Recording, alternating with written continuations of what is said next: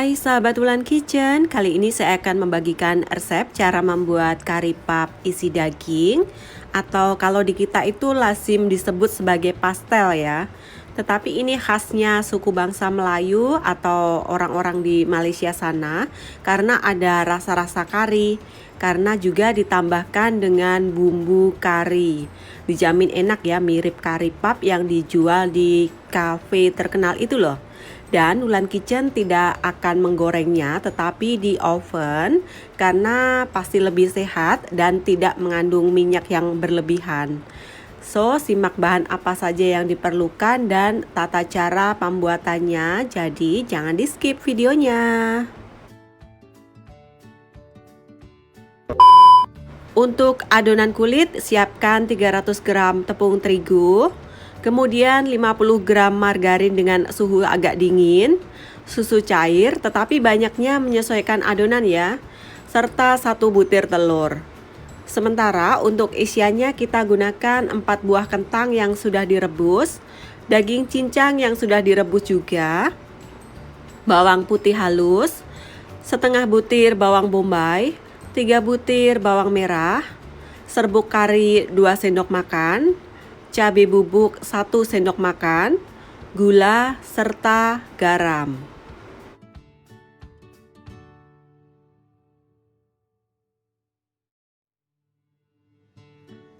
Pertama, kita akan membuat untuk isiannya. Potong dadu kentang yang sudah direbus terlebih dahulu, jangan lupa dikupas kulitnya. Di sini saya tidak terlalu kecil mencincang atau memotong karena suka ada rasa kentang saat digigit kari papnya. Kemudian sisihkan.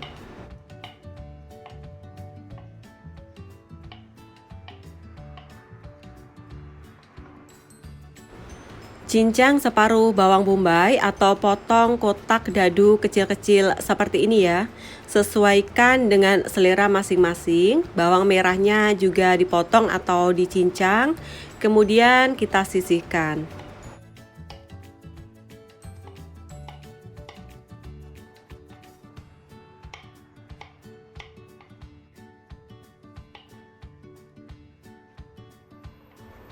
Kemudian kita akan membuat untuk isian dari kari papnya. Tuang sedikit minyak goreng untuk menumis bawang bombay dan juga bawang merah yang sudah kita cincang tadi. Tumis sehingga layu dan mengeluarkan bau sedikit harum. Tips di sini jangan terlalu kering untuk menumisnya karena cita rasanya akan tidak segar lagi dan menjurus ke agak gosong-gosong gitu. Jangan lupa masukkan bawang putih halus atau bawang putih yang sudah kita cincang kecil-kecil. Masukkan daging cincang. Di sini saya tidak menunjukkan cara merebus dagingnya. Caranya seperti biasa, daging kita rebus dengan air sehingga empuk. Kemudian cincang kecil-kecil sesuai selera. Masukkan juga potongan kentang rebus dan aduk sehingga semuanya itu tercampur rata.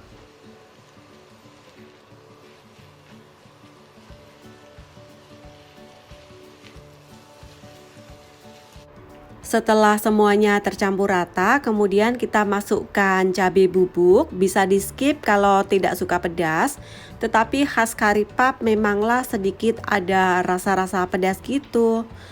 Kemudian juga masukkan gula serta garam. Sementara untuk karenya kita perlu menambahkan dengan sedikit air karena kare yang saya pakai di sini adalah kare powder, bukan kare pasta. Aduk-aduk dan masukkan ke dalam tumisan kentang serta daging. Masak sehingga isian kari pap tercampur rata dan matang sempurna. Jangan lupa koreksi rasa dan siap disisihkan lagi ya.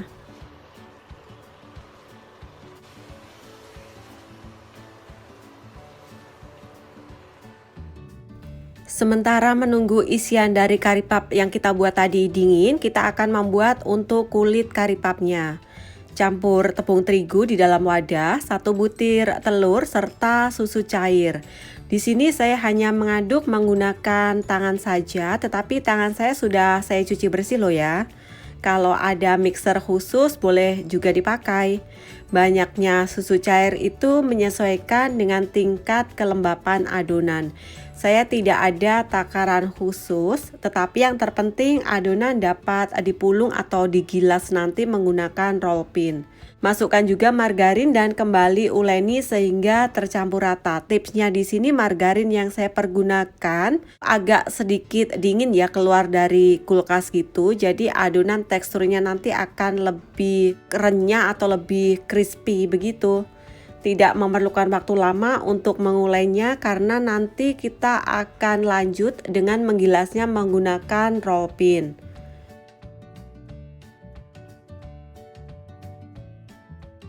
Kemudian pindahkan adonan ke mat atau telenan yang sebelumnya sudah ditaburi dengan sedikit tepung terigu. Ini gunanya agar adonan tidak lengket saat kita memipihkannya nanti. Kemudian bagi adonan menjadi beberapa bagian dengan pisau agar memudahkan kita memipihkannya dengan roll pin. Sementara sisanya bisa kita tutup dengan kain lembab agar tidak kering. Ambil satu bagian adonan kira-kira cukup untuk satu buah kari pap. Kemudian pipihkan dengan roll pin sehingga berbentuk menyerupai bulatan. Saya tidak ada cetakan khusus, jadi semua di sini manual saja. Ala-ala orang tempo dulu, jadi terkesan handmade gitu loh.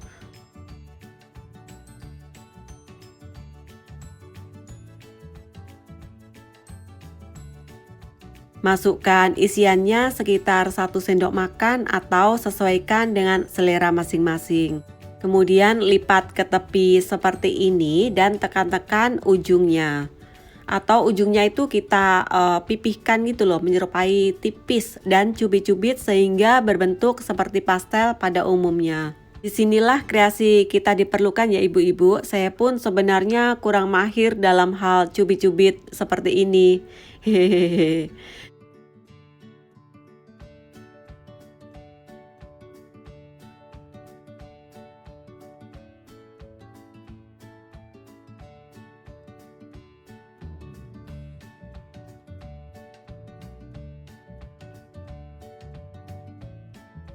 Sisihkan di loyang yang sudah dialasi dengan kertas roti agar tidak lengket saat kita oven nanti.